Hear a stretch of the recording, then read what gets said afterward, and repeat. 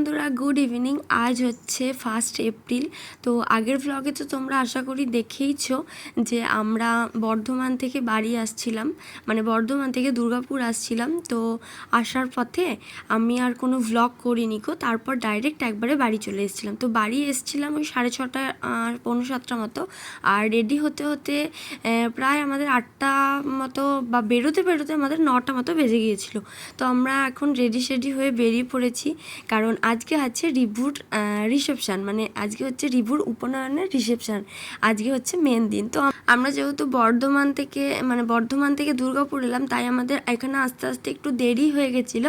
ওই জন্য আমাদের ওই 9:45-9টার মধ্যে আমরা ঢুকে গেছিলাম এই মানে ম্যারেজ হলে। তো এসেই স্টার্টার খেতে বসে পড়েছিলাম। তো স্টার্টারে তো দেখতেই পাচ্ছ এখানে রাবড়ি জিলাপি আছে, তারপরে ওই দিকটায় ফিশ বল আছে, তারপর তো দই বড়া, ক্রিসপি চিলি, বেবিকর্ন, এগুলো অনেক কিছু ছিল, ফুচকা। এগুলো একদম শেষের দিকে ভিডিও, মানে আমি সবাই ফাঁকা হয়ে গেছিলো খাওয়া দাওয়ার পর আমি এই ভিডিওগুলো করা হয়েছিল। যাই হোক, তারপর এই যে এদিকে তো আমার পৈতের দিন থেকে দেখতেই পাচ্ছ এই শারুর বন্ধুরা সবাইকে কি মিষ্টি লাগছে না।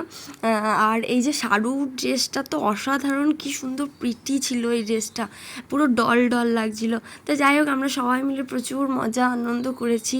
আর এই যে এটা হচ্ছে আমার মাসি শাশুড়িকেও খুব সুন্দর লাগছিল।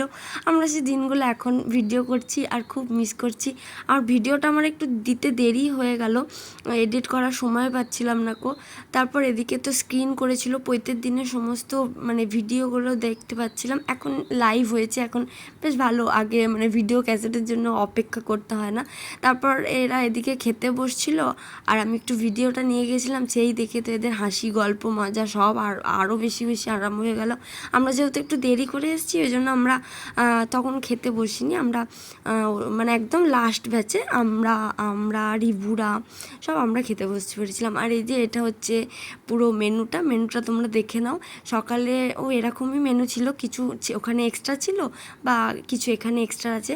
যাই হোক, তারপর আমরা খেতে বসে পড়েছিলাম। খাবার দাবার অসাধারণ ছিল, আর আমাদের খাওয়া দাওয়া হয়ে গেছে। আর এদিকে দেখো, মানে একদম যখন কেউ ছিল না, সব গেস্টরা চলে গেছিলো, আমরা যেহেতু একদম লাস্ট ব্যাচে খেতে বসেছিলাম, সবাই চলে গেছিলো। তারপর একদম হলটা ফাঁকা হয়েছে। এবার তোমাদের দেখাই হলটা কত সুন্দর ডেকোরেশন করেছে।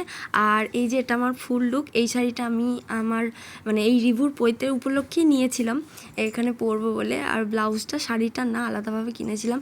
তো যাই হোক, এই হচ্ছে অ্যাম্বিয়েন্সটা, খুব সুন্দর করে সাজিয়েছিল।